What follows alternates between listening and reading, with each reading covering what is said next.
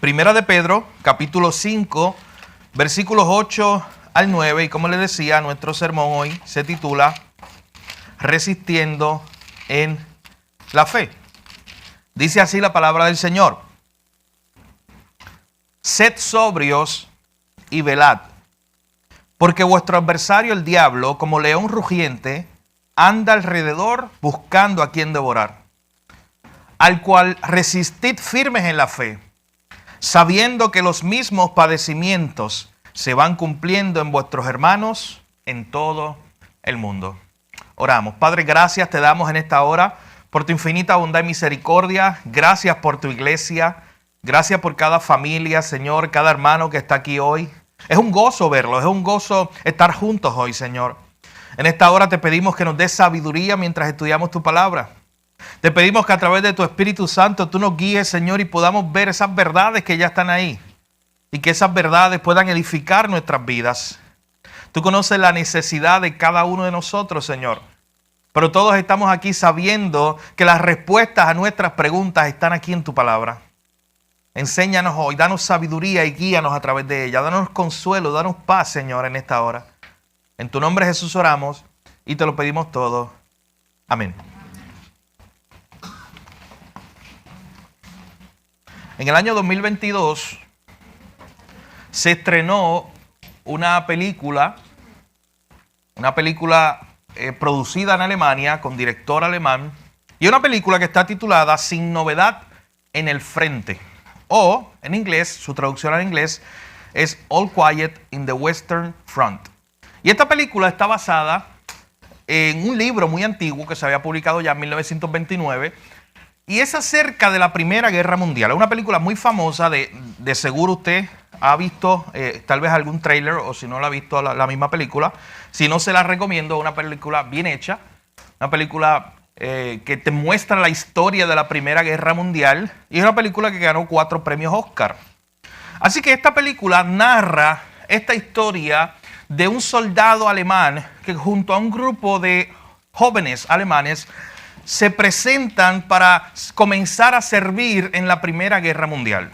Y usted va viendo en la misma película cómo está esta idea de que estos jóvenes van a ir a la guerra y pronto se va a acabar. Ellos están bien orgullosos de su país, Alemania. Ellos creen que ellos van a ir a la guerra, van a tener 2 o 3 batallas y la guerra va a acabar muy pronto y ellos van a regresar a su hogar.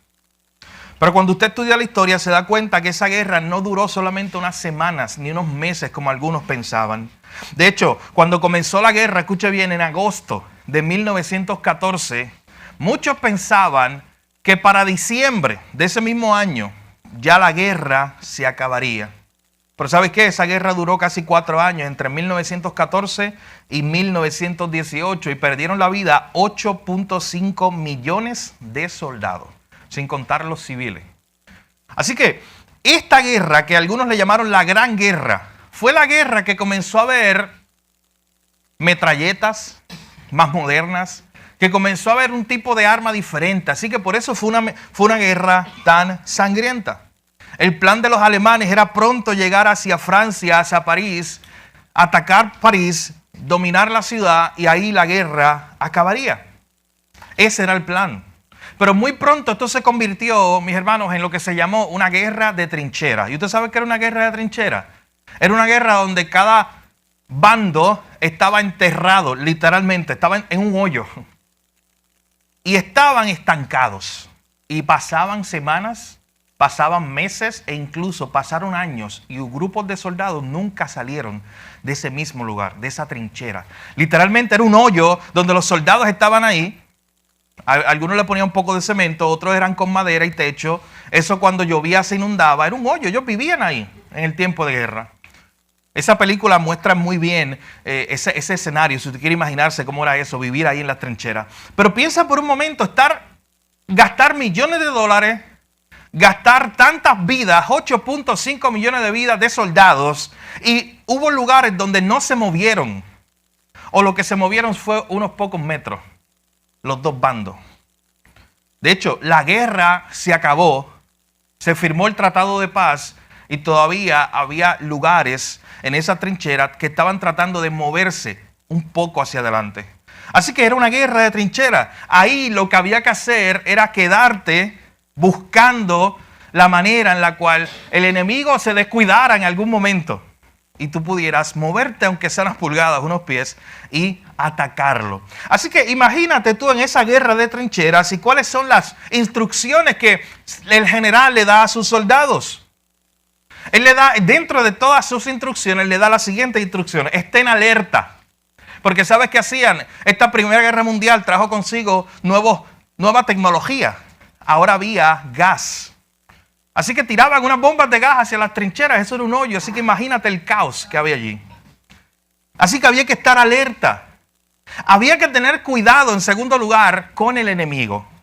Nadie podía salir del hoyo, porque a la vez, y perdonen lo gráfico de esto, pero es la historia, a la vez que tú salías del hoyo o asomabas tu cabeza, había francotiradores. Y habían metralletas listas para derribar a cualquier soldado que se asomara a tierra firme. Así que había que estar alerta, había que tener cuidado con el enemigo, pero sobre todo los generales, los capitanes le decían a sus soldados: permanezcan firmes. No nos echamos para adelante. O sea, esta guerra está difícil de que ganemos un poco de terreno. Así que como está difícil echarnos para adelante, no vamos a echar para atrás tampoco. Así que la idea era, al menos el terreno que ya tenemos dominado, permanezcan firmes allí. No pierdan ese terreno que ya han rescatado o que ya han conquistado. Así que eran instrucciones que se daban para la batalla. Estén alertas, cuidado con el enemigo y no cedan terreno. Ya este pequeño terreno, esta pequeña conquista que han logrado, no la pierdan. Luchen, batallen, resistan hasta que se acabe la guerra. Hermano, hoy veremos a través de este pasaje de 1 de Pedro capítulo 5 que Pedro precisamente le está diciendo a la iglesia que la iglesia está en guerra y que ellos necesitan precisamente estas tres cosas que veremos en esta mañana o que acabamos de mencionar. La iglesia necesitaba, en primer lugar, estar alerta. En segundo lugar, la iglesia tenía que estar consciente que tenían un enemigo que buscaba destruirlos. Y en tercer lugar, la iglesia tenía que permanecer firme donde Dios la había puesto.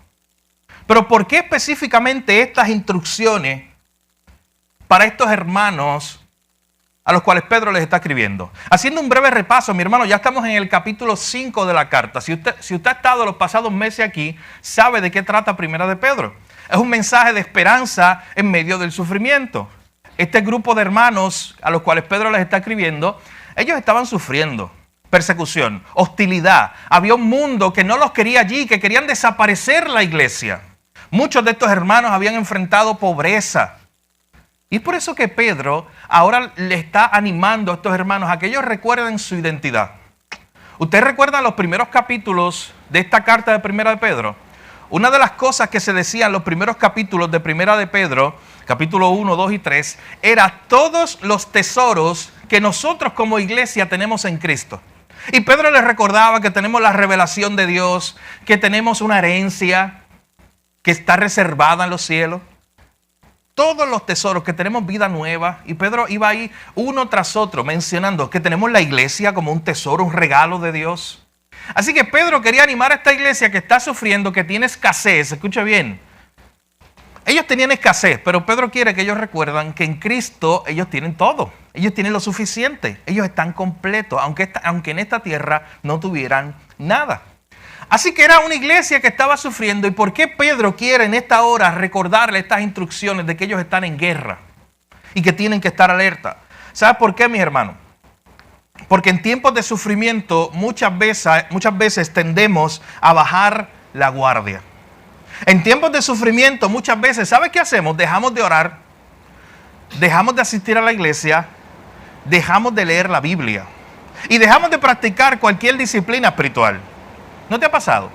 Que en tiempos de prueba, en tiempos de cuando verdaderamente la tuerca está apretando en tu vida y hay situaciones bien complicadas en tu vida, muchas veces nuestra tendencia, en vez de acercarnos más a Dios, que es lo que más necesitamos en esos momentos, nuestra tendencia es alejarnos de Él. Nuestra tendencia es, vuelvo y repito, estamos tan tristes, tan cargados, tan compungidos, que dejamos de orar, que dejamos de leer la Biblia, dejamos incluso de venir a la iglesia.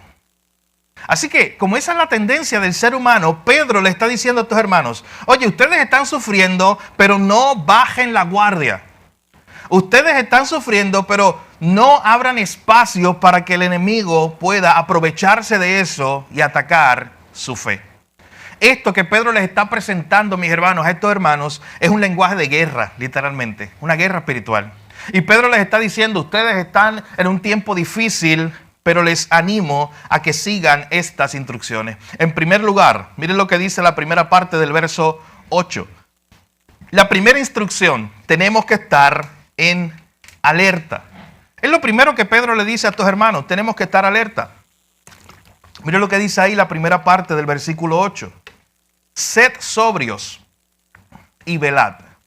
Sed sobrios, ya lo habíamos explicado aquí. ¿Sabe por qué? Porque ese mismo versículo ya Pedro, o esa misma idea ya Pedro lo había dicho. En 1 de Pedro 1:13, Pedro había dicho, sed sobrios. Luego, en 1 de Pedro 4:7, Pedro había dicho también, sed sobrios y velad en oración. Ya un lenguaje que él había utilizado. Y sed sobrios es la idea de tener la mente clara. Cuando se presenta este concepto de sobriedad, normalmente se utiliza cuando se habla de alguien que no está embriagado. ¿Y por qué se utiliza esta ilustración? Bueno, porque cuando tú no estás embriagado con alcohol, tu mente está clara. Tú puedes tomar decisiones en el momento. Si tu mente está embriagada con alcohol, tú no puedes responder rápido. Si tu mente está embriagada, tú no puedes estar en alerta. Tú estás prácticamente como adormecido. Pero la idea de ser sobrio es, hey, ten cuidado, ten la mente en alerta, preparada todo el tiempo, no adormecida. Sé sobrio y noten lo que dice después, velad. Y noten que es un verbo, que es una acción, que el cristiano debe una y otra vez estar en alerta, debe estar velando. Noten, mis hermanos, que esto no es un invento de Pedro. Pedro en algún momento había escuchado estas palabras de su maestro. ¿Usted recuerda cuando ellos fueron al monte Getsemaní? Que Jesús se llevó a sus 3 discípulos más cercanos. Se llevó a Juan, Santiago y a Pedro. Y si usted recuerda la escena allí en el monte Getsemaní, Jesús dice, oye, yo voy a ir a orar, pero ustedes quédense aquí. Esperen por mí. Jesús va y ora. Y cuando Jesús regresa, ¿sabes cómo encontró a sus discípulos? Los encontró durmiendo. Y las palabras de Jesús allá en Mateo capítulo 26, verso 41 son, velad y orad para que no entréis en tentación. Velad y orad. Así que son palabras, las palabras que Pedro nos está diciendo aquí, velad, son palabras que ya él mismo una vez había escuchado de Jesús. Jesús se lo había dicho a él y se lo había dicho a sus discípulos. Velen, estén alerta. Y ¿sabes qué? De hecho, y quiero recoger esta narrativa o esta escena porque Pedro, cuando dice estas palabras, estén alertas porque el enemigo está por ahí buscando, está merodeando. Estas palabras, mi hermano, no las dice cualquier persona, las dice Pedro. ¿Y sabe por qué esto es bien significativo? Permítame leer Lucas capítulo 22, acompáñenme un momento allá, para que veamos por qué es tan significativo que Pedro sea el que esté diciendo estas palabras. De velen, estén alerta ante el enemigo. Miren lo que dice Lucas capítulo 22, versículo 31 en adelante. Estas son palabras de Jesús con Pedro. Escuche bien, Lucas 22, versículo 31.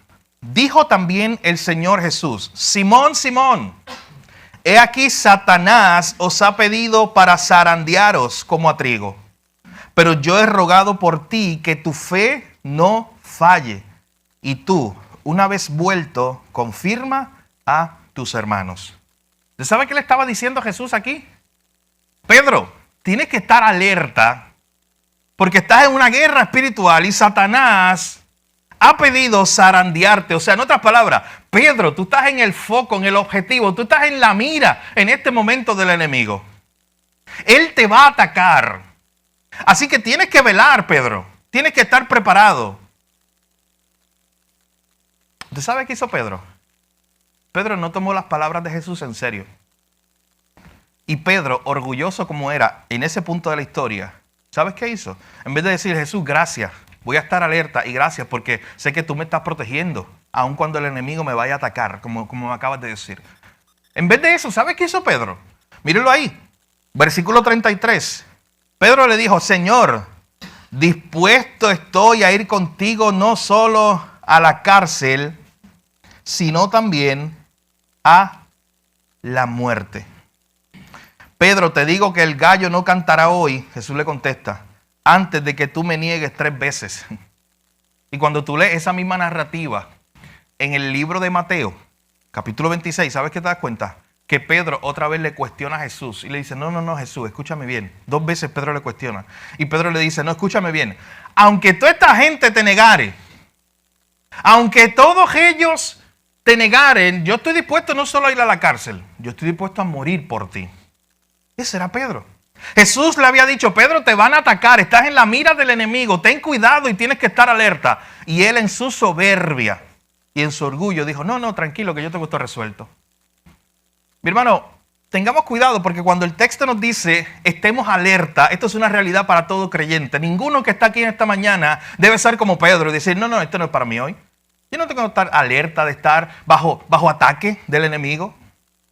Eso no es para mí, eso no se aplica a mí. O tener el orgullo de Pedro de incluso decir, ¿sabes qué? Incluso si viene el ataque, no, yo estoy tranquilo porque yo puedo en mi propia fuerza soportar este ataque. Eso es lo que creía Pedro. ¿Usted recuerda el resto de la historia, lo que pasó con Pedro? Como en la próxima escena usted pasa a la página y ve a Pedro precisamente cayendo en la trampa de Satanás y negando a Jesús 3 veces. Aquel que le había prometido ir con él hasta la muerte. Así que Pedro, cuando dice velen, Pedro, mis hermanos, estaba hablando por experiencia propia. Porque Jesús mismo en algún momento le había dicho que él tenía que velar porque el enemigo lo quería zarandear, porque el enemigo lo quería atacar. Y quiero hacer un breve paréntesis aquí, mi hermano. Porque cuando allá en Lucas 22 Jesús le dice a Pedro que el enemigo lo iba a atacar, me llama mucho la atención lo que incluye Jesús ahí diciendo, pero yo he rogado por ti para que tu fe no falle. Y tú, una vez vuelto, ve y conforma a tus hermanos. Y hay 2 cosas que se resaltan ahí. Y es un paréntesis, pero es muy importante resaltarlo. Mi hermano, Jesús sabía del ataque que Satanás le iba a hacer a Pedro. Jesús sabe sobre el ataque de Satanás hacia la iglesia. Jesús sabe sobre el ataque del enemigo hacia ti, hacia mí como creyentes. Jesús está consciente de eso y no solamente eso, mi hermano, es que dice la Biblia que Él está intercediendo por nosotros para que nuestra fe no falle cuando venga el ataque. Qué gran mediador tenemos en Cristo Jesús. Que en esta hora, en este momento, tú probablemente estás siendo atacado y tu mente está siendo atacada, pero Jesús, si tú eres un hijo de Dios, Jesús está intercediendo por ti para que tu fe no falle. Eso es una gran bendición en esta mañana para todo aquel que está en Jesús. Tiene esa certeza de que Jesús hoy es su mediador y está intercediendo por él. Mi hermano, cuando hablamos del tema guerra espiritual, tenemos que evitar 2 extremos. Tenemos que evitar el extremo de aquellos que se le cae un lápiz y dicen, te reprendo, Satanás, porque me hiciste que me cayera un lápiz. Tenga cuidado con eso. E incluso aquellos que pecan a sabienda, tienen una consecuencia de su pecado y le echan la culpa a Satanás también. Tenga cuidado con ese extremo. Pero tenga cuidado con el otro lado de la moneda. El otro extremo. ¿Sabes cuál es el otro extremo? El asumir que no hay una guerra espiritual. El asumir que eso no es real. No, mi hermano, usted no está consciente de eso. Usted no está consciente en el ámbito espiritual de esa guerra que hay. ¿Tú sabes qué? Me encanta la historia de Daniel porque hay un momento que Daniel está orando. Yo no sé si usted recuerda la historia. Y dice que mientras Daniel estaba orando, la petición como que no se contestaba. No llegaba la petición. Y de momento llega un ángel a donde Daniel y le dice, ¿sabes qué? Yo llegué ahora a traerte esta respuesta porque yo estaba batallando en la esfera espiritual. Algo que Daniel no tenía ni idea. Mi hermano, de igual manera tú no tienes idea muchas veces de lo que está pasando espiritualmente alrededor tuyo y cómo Dios te está protegiendo. Tú tienes la seguridad de que si tú estás en Cristo estás protegido, pero no tienes idea de cómo es esa realidad espiritual. Pero sí tienes que conocer lo que Pablo en varias ocasiones dijo de que nuestra lucha no es contra carne ni sangre, sino contra huestes de maldad en las esferas celestiales. Es una guerra espiritual, es una guerra por la verdad. Es una guerra en la cual nosotros muchas veces no sabemos, pero estamos envueltos. Y es por eso que aquí es importante llevarnos esta primera advertencia de Pedro. Sed sobrios, tengan siempre la mente clara y alerta, preparada y velad. Estén velando, estén conscientes. En 2 Timoteo 2:4, Pablo le dice a Timoteo, como una ilustración, ningún soldado se va y se enreda en los negocios de la vida. O sea, ningún soldado que comienza a decir, yo voy a pelear por la patria, yo voy a pelear por Roma en esa época. Él no va y se enreda en los negocios de la vida. No, ¿sabes qué? Si él es soldado, él siempre está con su mente alerta. Él siempre está preparado. Él siempre está velando. Así que esta es la idea que Pedro quiere traer aquí a estos hermanos de la iglesia. Especialmente en los tiempos de sufrimiento, no bajen la guardia, estén alerta. Hay una guerra espiritual y ustedes tienen que estar alerta. En segundo lugar, la segunda parte de ese versículo 8, regresando allá a 1 de Pedro 5. Tenemos un enemigo que buscará destruirnos. Escuche bien, tenemos un enemigo activo que buscará destruirnos. Y si no fuera por la gracia soberana de Dios que nos sostiene en su mano y nada nos puede arrebatar de su mano, nos destruiría. Pero qué bueno el creyente que tiene su fe en Jesús y sabe que está escondido en la mano de su Padre y que nada lo puede arrebatar de la mano de su Padre. Pero hay que estar consciente de esto, mis hermanos. En segundo lugar, Pedro le dice en primero, estén alerta, velen todo el tiempo. En segundo lugar, tenemos un enemigo que es activo, que buscará destruirnos, que es lo que vino a matar, hurtar y destruir. Tenemos un enemigo que no viene a hacer las paces con nosotros, que no viene a que nosotros estemos mejor, que viene con un solo plan, intentar, porque no puede, pero intentar destruir la iglesia, intentar destruir al creyente. Miren lo que dice ahí la segunda parte del verso 8. ¿Por qué tenemos que estar ser sobrios y velar? Porque vuestro adversario, el diablo, como león rugiente, anda alrededor buscando a quien devorar.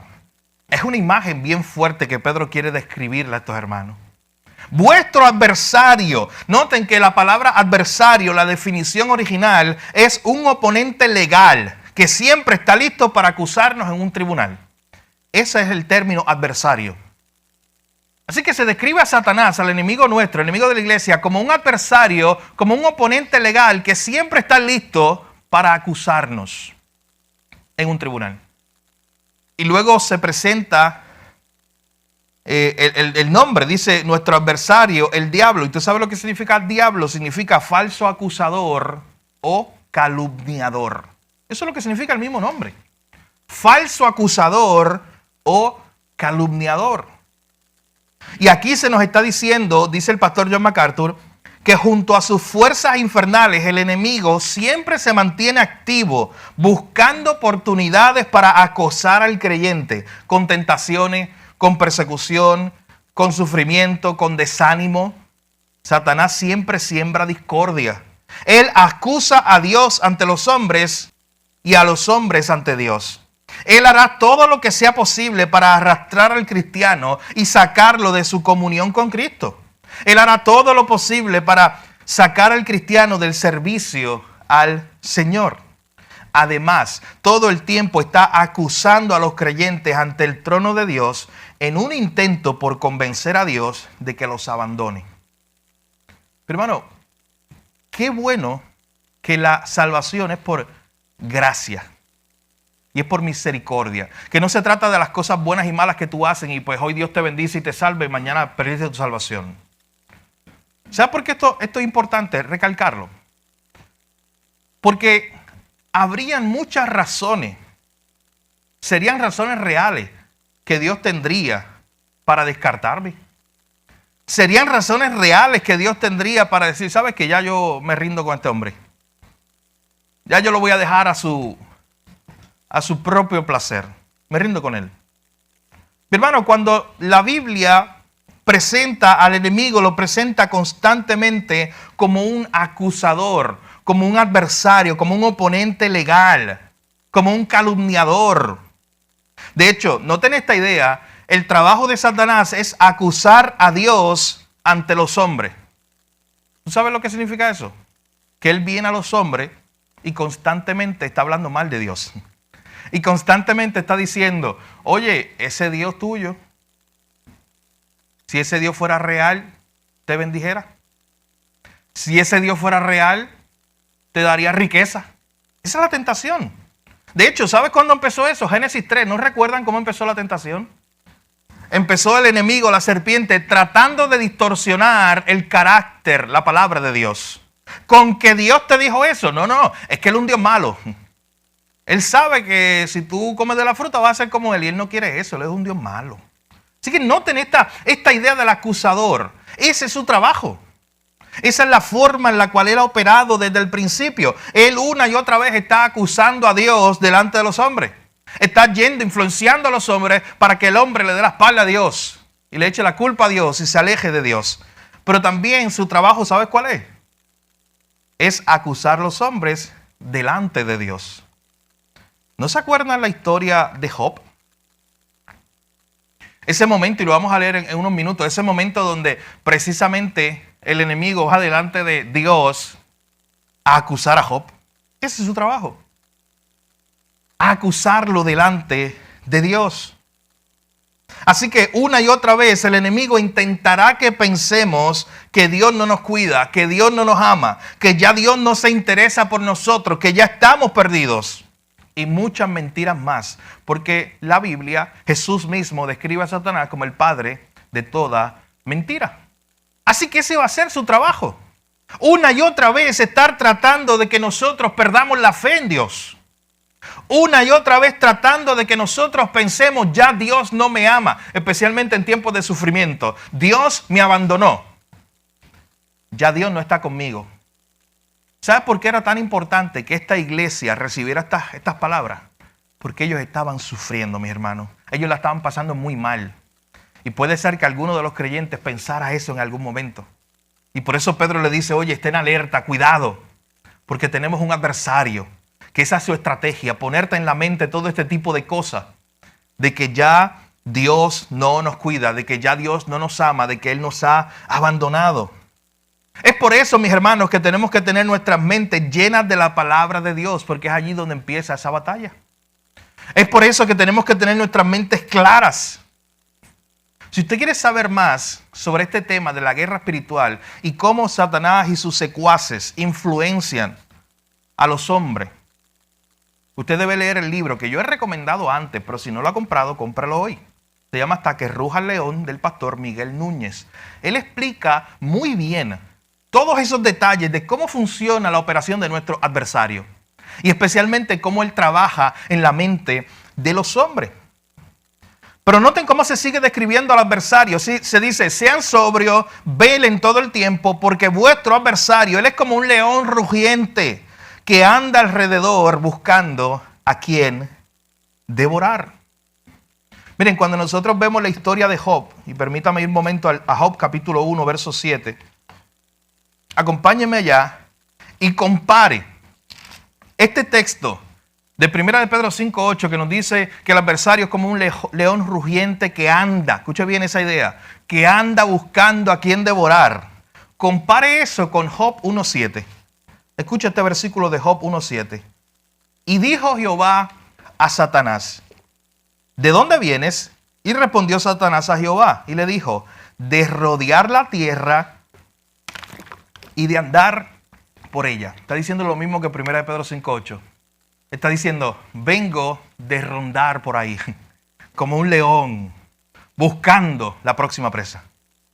¿Y sabes quién posiblemente era la próxima presa? Ahí está, se lo dice en el versículo 8. En adelante, Jehová dijo a Satanás, ¿no has considerado a mi siervo Job, que no hay otro como él en la tierra, varón perfecto y recto, temeroso de Dios y apartado del mal? Respondiendo Satanás a Jehová le dijo, ¿acaso teme Job a Dios de balde? ¿No le ha cercado alrededor a él y a su casa y a todo lo que tiene? Al trabajo de sus manos has dado bendición, por tanto sus bienes has aumentado sobre la tierra. Pero extiende ahora tu mano y toca todo lo que tiene y verás si no blasfema contra ti en tu misma presencia. Ahí está el adversario, el acusador. Le está diciendo a Dios, oye, mira Job, este hombre como tú lo has bendecido, pues por eso él te sirve. Pero quítale todo para que tú veas. Eso es lo que él intentaba, destruir la fe de Job. Mi hermano, el libro de Job completo es el intento, la muestra del intento de Satanás por destruir la fe de Job. Y sabes que lo hubiera logrado si no fuera Dios mismo que estuviera sosteniendo a Job. Y de hecho, cuando usted entiende toda la narrativa del libro de Job, se da cuenta que esto no es un tú a tú. No es que está Satanás y Dios como el mismo rango. No, presenta a Dios siempre por encima.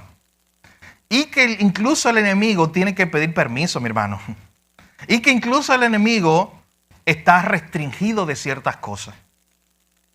Así que noten, volviendo allá a Primera de Pedro, se presenta esta idea de que es como un león rugiente buscando, andando alrededor, buscando a quien devorar, siempre activo. ¿Y sabes por qué esta imagen? Porque un león rugiente y feroz, yo no sé si tú has visto los videos de Discovery Channel o de Animal Planet, siempre busca a una presa que esté débil. Es más fácil. A una presa que esté sola, que ya no esté en la manada. Es mucho más fácil cuando ese león feroz, rugiente, sale a devorar, sale a cazar, busca a aquellos que estén desprotegidos. Busca a aquellos que no estén en alerta para atacarlo. Y por eso se presenta esta imagen. Por eso dice el texto, sean sobrios, tengan la mente clara, siempre activa y velen. Estén alerta porque vuestro adversario, el diablo, como león rugiente, anda alrededor buscando a quien devorar. Escuche bien, el enemigo buscará todos los medios para destruirnos. Ese es su trabajo. Él vino para hurtar, matar y destruir. No caigamos en el engaño de Satanás que nos ofrece vida. Él no puede dar eso. Que nos ofrece placeres, que nos ofrece grandeza. ¿Sabes qué nos ofrece el enemigo al final de cuentas? Él nos ofrece los caminos de Proverbios 14. Caminos que al hombre le parecen buenos, pero que al final son caminos de muerte. Eso es lo que siempre ofrece nuestro adversario. Siempre está buscando a quien devorar y por eso el llamado de Pedro es estén alerta, siempre velen, no se descuiden, no dejen espacios abiertos al enemigo. Usando la imagen de la trinchera, no asomen la cabeza. Manténganse protegidos. Manténganse refugiados. Estén alerta. Porque vuestro adversario está como un león rugiente, es activo, está buscando destruir nuestra fe. Y escuche bien, mi hermano, nosotros nos enfrentamos a un enemigo que está derrotado.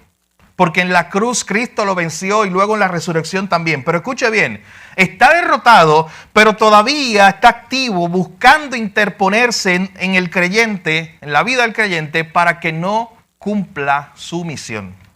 Usted sabe que la iglesia tiene una misión: proclamar la gloria de Dios hasta el último lugar de la tierra. El enemigo tiene una antimisión y tiene sus secuaces en el mundo también. Y mientras usted está en la misión, usted tiene compañeros de trabajo que están en la antimisión. Mientras usted está en la misión de Dios, usted tiene familiares que trabajan para la antimisión, que trabajan en contra de la misión de Dios. Pero qué gran esperanza nos da un pasaje como Mateo 16, cuando Jesús dice las siguientes palabras: yo edificaré mi iglesia y las puertas del infierno no prevalecerán contra ella. Es una gran esperanza, mi hermano, de que Dios estaría edificando su iglesia y aunque el enemigo se levantaría, el adversario se levantaría con todo su poder, no podría detener lo que Jesús estaba haciendo. Así que escuche bien, usted se enfrenta a un enemigo que está derrotado, pero que todavía está activo buscando a quien devorar activamente. buscando menguar su fe, buscando que usted no se comprometa con Dios, buscando que usted no crezca en la fe, buscando que usted deje de creer en Dios, deje de confiar en Él, de que ya no tenga la misma fe que antes. Así que es por eso que en primer lugar tenemos que velar, que estar alerta. En segundo lugar, tenemos que reconocer que tenemos un enemigo activo que está buscando destruirnos. Y en tercer y último lugar, vea el verso 9. ¿Cuál es esa tercera instrucción? No solamente estén alerta, no solamente consideren y tienen que estar conscientes de que hay un enemigo que es real, que está buscando a quien devorar, que es activo, que es nuestro adversario. En tercer y último lugar, la tercera instrucción, tenemos que permanecer firmes. Miren lo que dice el versículo 9. ¿Cómo nosotros enfrentamos a ese león rugiente que anda buscando a quien devorar? Dice el verso 9, al cual resistid firmes en la fe. Hermano, esa es la única respuesta. Resistiendo firmes en la fe. Estando seguros de lo que hemos creído. No dudando de la palabra de Dios. Resistiendo firmes en la fe. Por eso es que cuando usted lee Efesios capítulo 6, allí se nos demuestra la armadura del creyente. Pablo, imagínense, él estuvo varios años preso en una cárcel romana. Así que Pablo había visto la indumentaria, la ropa de un soldado, se la sabía de memoria ya. Y él utiliza esa imagen de un soldado y comienza a describir a un creyente. Y miren cómo lo describe allá. Vamos un momento a Efesios capítulo 6. Miren cómo lo describe. Lo empieza a describir como un creyente que ahora tiene una armadura. Dice el versículo 10 de Efesios capítulo 6. Por lo demás, hermanos míos, fortaleceos en el Señor y en el poder de su fuerza. Vestíos de toda la armadura de Dios para que podáis estar. Noten que usa la misma palabra de Pedro. Allá en el verso 9, Pedro decía, resistid firmes en la fe. Y aquí Pablo utiliza la misma idea. Vístanse de toda la armadura de Dios para que podáis estar firmes contra las acechanzas del diablo. Porque no tenemos lucha contra carne y sangre, sino contra principados, contra potestades, contra los gobernadores de las tinieblas de este siglo, contra huestes espirituales de maldad en las regiones celestes. Por tanto, tomad toda la armadura de Dios para que podáis resistir en el día malo y habiendo acabado todo, noten otra vez la palabra, estar firmes. Estad pues firmes, por si se te olvidó. Estad pues firmes, ceñidos vuestros lomos con la verdad y vestidos con la coraza de justicia, calzados los pies con el apresto del evangelio. Y mira lo que dice ahora, verso 16. Y sobre todo tomad el escudo de la fe, con que podáis apagar todos los dardos de fuego del enemigo. Tomad el yelmo de la salvación, que era el casco, y la espada del Espíritu, que es la palabra de Dios. Y ahí Pablo como que está describiendo al creyente como un soldado que tiene que estar preparado para la guerra, para esa batalla que él tiene. Y noten que se describen muchos artículos de esa indumentaria del soldado, pero para nuestro contexto hoy es importante ese verso 16. Tomen el escudo de la fe, porque es lo que Pedro nos está diciendo. Resistan firme en la fe ante ese león rugiente que anda buscando a quien devorar. Tomen el escudo de la fe con que pueden apagar, y noten lo que dice al final, todos los dardos del fuego del enemigo. ¿Sabes qué se está asumiendo ahí? Que el creyente constantemente va a estar recibiendo ese ataque. Va a estar recibiendo todos los dardos del fuego del enemigo para atacar su fe. Y por eso la idea del cristiano es tomar su escudo de la fe y con la fe contrarrestar todos esos dardos del enemigo. Mi hermano, si no tienes el escudo de la fe, imagina un soldado de la época medieval que no tenga su escudo. Está abierto a todas las flechas que vienen. Está abierto y ¿sabes qué? No son armas carnales. Son armas espirituales. Así que ¿sabe qué significa eso? Son flechas, ¿a dónde? A tu mente. Son constantes. No paran. Esas flechas, esos ataques a tu mente. Y por eso es que una y otra vez nos lo está diciendo Pablo, nos lo dice Pedro, tenemos que resistir firmes en la fe, con el escudo de la fe. A todos esos dardos que una y otra vez estarán cerca de nosotros. También Santiago, en el Santiago capítulo 4, nos dice que resistamos al diablo. Lo dice de esa manera. Y él huirá de vosotros. Pero utiliza ese término, resistan. No cedan terreno. Mi hermano, la fe proporciona un terreno seguro en el cual luchar. Tenemos una lucha real. Hay un adversario real que está buscando destruir nuestra fe para que ya no confíes en Dios. La única forma que tú puedes contrarrestar esto, según nuestro pasaje de hoy en el versículo 9, es resistiendo firme en la fe. ¿Cuál es la respuesta a todas las mentiras, los dardos de mentira que te va a tirar Satanás? Es tener fe en la verdad de Dios. ¿Cuál es la respuesta ante toda la mentira? Es la verdad de Dios. Ese es el único antídoto. Esa es la única protección. Es nosotros tener fe en lo que Dios dijo. Satanás va a poner mentiras en tu mente. ¿Y sabes cuál va a ser la forma en que tú puedes contrarrestar eso? Con la verdad de Dios. ¿Usted sabe quién es el ejemplo más grande de esto? Jesús. ¿Usted recuerda cuando Jesús fue tentado por Satanás? Que Satanás lo tentaba y Jesús lo contrarrestaba con la palabra de Dios. Siempre era eso, con la palabra de Dios. Cuando el enemigo ponga ese ataque hacia ti a través de su influencia, para que ya no creas en Dios, para que ya no tengas fe en Él, para que dudes de que Él está contigo en medio del sufrimiento, el mejor remedio, mi hermano, la única forma de salir de eso es resistir firme en la fe, recordando las promesas de Dios, recordando la palabra de Dios, recordando el carácter de Dios, recordando todas las promesas que tienes en la palabra, Romanos 8, que te dice que nada, ni la muerte, ni la vida, nada te puede separar del amor de Dios en Cristo Jesús. Recordando Juan 6, que nos habla acerca de que estamos en la mano de nuestro Padre.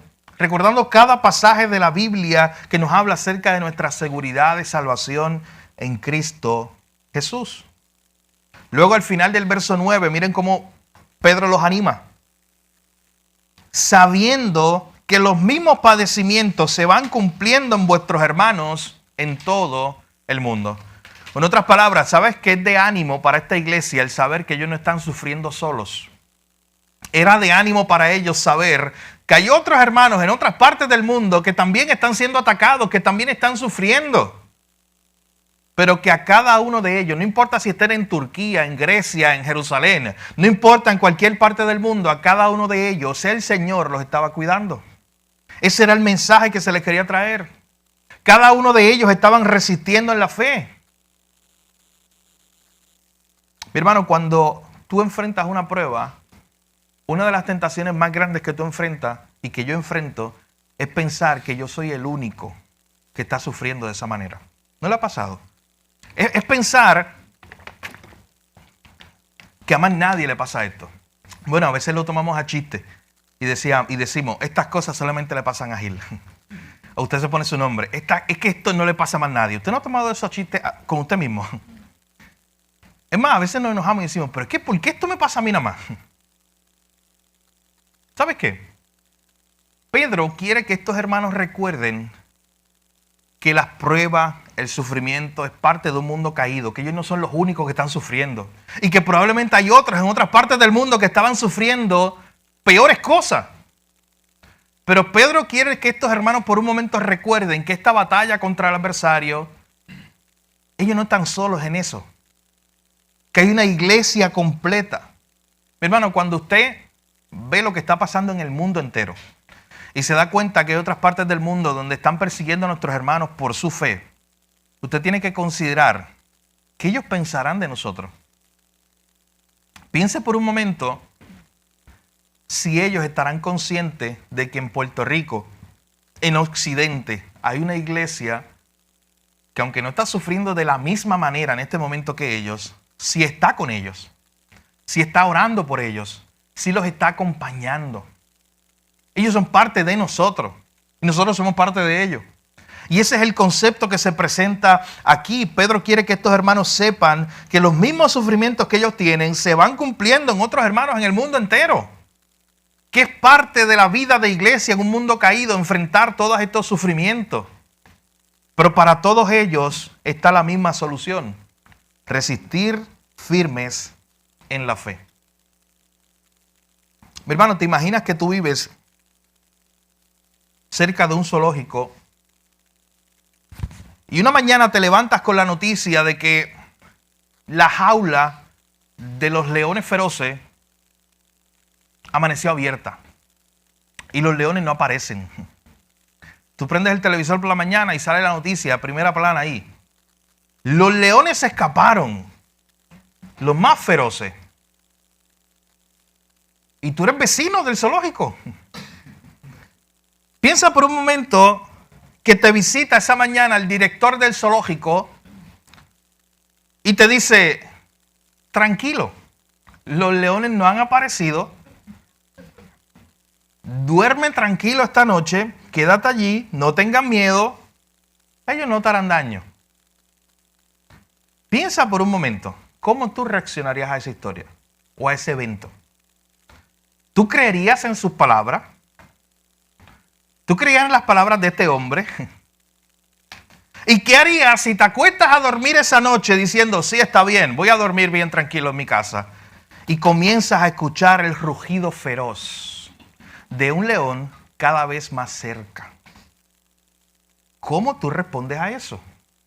Tienes la palabra de alguien, el director del zoológico, el que conoce a los leones, que te dijo: te van a dar miedo, son feroces, pero tranquilo que no te van a hacer nada. ¿Confiarías en esa palabra? Piensa por un momento en ese escenario. Porque cuando nosotros nos proyectamos con esta ilustración al ámbito espiritual, es algo muy parecido. Pedro le está diciendo a estos hermanos: hay un león rugiente, es feroz, da miedo, está buscando a quien devorar, está activo, pero tú puedes resistirlo a la fe. El director del zoológico sería Dios mismo diciéndonos: tranquilo, puedes dormir tranquilo en tu casa. Ahí sí dormiría tranquilo. Tranquilo, puedes dormir tranquilo en tu casa. El león es feroz, el león te puede dar miedo, está por ahí buscando a quien devorar, pero no te puede tocar a ti. A Dios, claro que le creeríamos. Mi hermano, en este segundo aspecto de la ilustración, es la verdad misma que se presenta una y otra vez en la palabra de Dios y en textos como este. Hay una realidad espiritual, hay una guerra espiritual, hay un león feroz buscando a quien devorar. Puede darnos miedo. Cada vez ruge con sus secuaces por todas partes, hace daño, mata, hurta, destruye, ese es su trabajo. Por ahí está dando cantazos, como decimos nosotros. Pero tú tienes la palabra de Dios, el Dios del universo, no el director de un zoológico. El Dios del universo, el que controla todas las cosas, diciéndote: tranquilo, porque si tú eres de los míos, si tú estás conmigo, ese no te puede tocar a ti. No te puede hacer daño. La clave está en la fe, en que tú creas eso. Por eso es que Pedro le está diciendo: es resistiendo firmes en la fe. Es creyéndole a Dios que tú puedes derrotar, que tú puedes enfrentar al enemigo. Es la única manera. Mi hermano, qué bueno es saber hoy que nos enfrentamos a un enemigo que, aunque hoy sigue haciendo de la suya, ya está derrotado por Cristo. Eso es una buena noticia para nosotros en esta mañana. La iglesia puede seguir haciendo su misión porque las puertas del Hades no prevalecerán contra ella, aunque se levante el adversario una y otra vez. Qué gran bendición es saber que tenemos un adversario, un acusador en Satanás, pero en Cristo tenemos un abogado delante del Padre, intercediendo por nosotros todo el tiempo para que nuestra fe no falle. Yo quiero cerrar con una lectura de Zacarías capítulo 3. ¿Sabe por qué? Porque en Zacarías capítulo 3 hay una visión que tiene el profeta muy interesante acerca del sumo sacerdote de esa época que se llamaba Josué, que no es el mismo Josué de Moisés, este es otro. Josué fue el sumo sacerdote que trajo al pueblo cuando el pueblo regresó del cautiverio, ese primer grupo que llegó con Zorobabel después de la cautividad babilónica, pues Josué fue el sumo sacerdote. Y termino con esto. Mire lo que dice Zacarías. Zacarías es el penúltimo libro del Antiguo Testamento, para que sea más fácil encontrarlo. Zacarías capítulo 3, versos 1 al 5. Escuche bien. Me mostró, en la visión que está viendo este profeta, me mostró al sumo sacerdote Josué, el cual estaba delante del ángel de Jehová. El ángel de Jehová es una descripción cuando dice así el ángel de Jehová al Señor mismo. Y Satanás estaba a su mano derecha, ¿para qué? Miren su trabajo, lo hemos visto hoy. Para acusarle. Y dijo Jehová a Satanás, Jehová te reprenda, oh Satanás, Jehová que has cogido a Jerusalén te reprenda. ¿No es este un tizón arrebatado del incendio? Y Josué estaba vestido de vestiduras viles y estaba delante del ángel. Miren lo que está pasando hasta el verso 3. El profeta Zacarías ve como una visión donde está Josué, que era el líder espiritual del pueblo, era el que representaba al pueblo de Israel en esa época. Está como en un tribunal y en ese tribunal está el acusador, que es el adversario, que es Satanás, y está el ángel de Jehová. Y Satanás lo que hace es acusarlo y lo que hace es presentarlo allí diciendo, mira este hombre, él está vestido de ropas viles, él está sucio. Eso es lo que hace una y otra vez, acusarlo. Pero miren cuál es el edicto del ángel de Jehová. Y habló el ángel, verso 4, y mandó a los que estaban delante de él diciendo, quitadle esas vestiduras viles. Y a Josué le dijo, mira que he quitado de ti tu pecado y te he hecho vestir de ropas de gala. Verso 5, después dijo, pongan mitra limpia sobre su cabeza. Y pusieron una mitra limpia sobre su cabeza y le vistieron la ropa. Y el ángel de Jehová estaba en pie. Miren qué impresionante. En uno de los libros oscuros del Antiguo Testamento, de esos libros que no estudiamos mucho, qué gran imagen del Evangelio se muestra. Porque aquí se muestra a Josué, el sumo sacerdote, todo sucio en su pecado. Y a Satanás, que lo único que hace es acusar, acusándolo, diciendo, mira qué sucio estás, y eso que tú eres el líder del pueblo, estás sucio, estás sucio. Pero ¿cuál es el edicto que vale al final? ¿Cuál es la palabra que cuenta? El acto de gracia que hace Dios. A un inmundo como Josué, lo limpia, le pone ropas de gala, lo hace limpio. ¿Y sabes lo que más que me encanta de esto? Que no se vuelva a mencionar ahí, en ese momento, a Satanás acusándolo de que está sucio. Porque ya Dios lo había limpiado. Ya Dios lo había hecho nuevo. ¿Y por qué digo que esto es una imagen hermosa del Evangelio? Porque así somos o éramos todos nosotros. Sucios en nuestro pecado. Siendo acusados una y otra vez por nuestra impureza. Hasta que uno vino y nos limpió. Nos dio ropa nueva, nos hizo una nueva criatura. Y ahora estamos delante de Dios.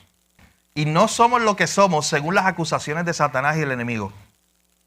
Ahora, si estamos en Cristo, somos lo que Dios dice que somos. Somos sus hijos. El enemigo quiere quitar tu fe en Dios. Pero mi hermano, en esta mañana hemos escuchado este mensaje. Debemos seguir creyéndole a Él. El enemigo quiere que dudes de Dios.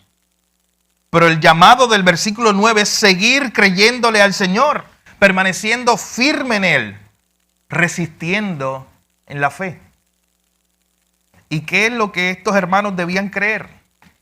Bueno, lo que ya Pedro les había enseñado en los capítulos anteriores. ¿En cuál fe es en la que debían prevalecer estos hermanos? En lo que Pedro ya les había enseñado a estos hermanos. ¿Y qué les había enseñado? Que Cristo había muerto por ellos, les había dado una nueva identidad, les había dado una herencia, les había dado una nueva vida. Ahora ellos eran un pueblo de Dios, ahora ellos eran una nación santa, apartada para Dios. Y ese Cristo que había muerto, había resucitado y ahora estaba sentado a la diestra de Dios con toda autoridad. Esa es la fe que estos hermanos tenían que tener. Resistir en eso, creer en eso, seguir creyendo que aunque ese león rugiente estuviera buscando a quien devorar alrededor de ellos haciendo daño, ellos podían seguir poniendo su fe en el que estaba sentado en su trono con toda autoridad, en el Salvador que los había comprado, que les había dado una vida nueva. Vamos a orar. Padre, gracias, Señor, en esta mañana por tu palabra. Gracias te damos, Señor, porque podemos venir a ella y quedarnos asombrados por lo que tú nos enseñas día a día. Gracias, Señor, porque hoy una vez más se nos amonesta, se nos exhorta a velar, a estar alerta, a no bajar la guardia, especialmente en los tiempos de prueba, en los tiempos de sufrimiento, donde muchas veces nuestra tendencia es a dejar de orar, donde muchas veces nuestra tendencia es a dejar de congregarnos, a dejar de leer la Biblia, a alejarnos de ti. Señor, tenemos que estar alerta porque hay una guerra real, porque hay unos dardos del enemigo que constantemente van a atacar nuestra mente. Oh Señor, es por eso que necesitamos el escudo de la fe. Es por eso que necesitamos resistir firmes en la fe, seguir creyéndote a ti a pesar de las circunstancias. Resistir en la fe, Señor, significa seguir creyéndote a ti a pesar de todo lo que pueda estar pasando, a pesar de todo el sufrimiento que podamos estar enfrentando. Señor, ayúdanos hoy como iglesia a creerte a ti y no creer las mentiras del adversario. Ayúdanos a creerte a ti, Señor. Ayúdanos a vivir por fe y no por ver, como cantamos en esta mañana. Señor, la guerra es fuerte. La batalla es real. El león rugiente muchas veces hace que temamos, hace que dudemos. Está activo buscando a quien devorar, pero yo te pido hoy que nuestra fe no falle, Señor. Yo te pido hoy que cada uno de nosotros pueda resistir firme ante esa lucha contra el enemigo. Oh Señor, hoy te damos gracias también porque hay un acusador, pero también hay un abogado en Cristo Jesús. Y gracias porque aquellos que tenemos ese abogado, te tenemos ahí delante del Padre intercediendo por nosotros. Oh Señor, gracias porque un día tú le dijiste a Pedro que el enemigo lo iba a atacar, pero que tú habías intercedido por él para que su fe no fallara. Oh Señor, todos los que estamos aquí en esta mañana y estamos en Cristo, tenemos la misma certeza, la misma convicción. Aunque seamos atacados por el enemigo, tú estás intercediendo por nosotros para que nuestra fe no falle. Gracias te damos, Señor, por eso hoy. Ayúdanos a estar alerta, a velar en oración, a permanecer firme creyendo tu palabra, creyendo tus promesas, creyendo, Señor, en esa gloriosa salvación, en esa nueva identidad que nos has dado en Cristo Jesús. Recordando una y otra vez que no se trata de nosotros, que no se trata de nuestros méritos y de nuestras propias obras, sino que se trata de la obra que tú hiciste en la cruz del Calvario para traernos salvación y vida eterna. Gracias, Señor, por tu palabra. Grábala en nuestros corazones y que podamos aplicarla en esta tarde. Gracias, Jesús. En tu nombre oramos y te lo pedimos todo. Amén. Hermano, el enemigo una y otra vez intentará quitar, destruir tu confianza en Dios. Y esa es la única manera de tú contrarrestar eso, es creerle al Señor. Es poner tu fe en el Señor. Verso 9, es resistir firme en la fe ante todos esos ataques del enemigo cuando quiera que tú dudes de Dios. Hermano, duda de lo que quieras, pero no dudes del poder de Dios. Duda de lo que quieras, pero no dudes de su palabra. No dudes de lo que Él ya dijo. Si tú eres su hijo. Hay una de las canciones que nosotros cantamos que me gusta poéticamente como lo dice. Dice, la cruz ha hablado, soy perdonado. O sea, si la cruz ya ha hablado, ya lo que pasó ahí en la cruz a través del sacrificio de Cristo me dio una nueva identidad. Eso yo soy. Yo no soy lo que el mundo dice. Yo no soy lo que Satanás dice. Yo soy lo que dice Dios. Soy un hijo de Él, salvo por la gracia de Cristo. Creámosle a Dios, mi hermano, más de lo que nos creemos a nosotros mismos y más de lo que le creemos al mundo y al adversario. El Señor nos ayuda a permanecer firmes en Él. como leímos en la palabra de hoy.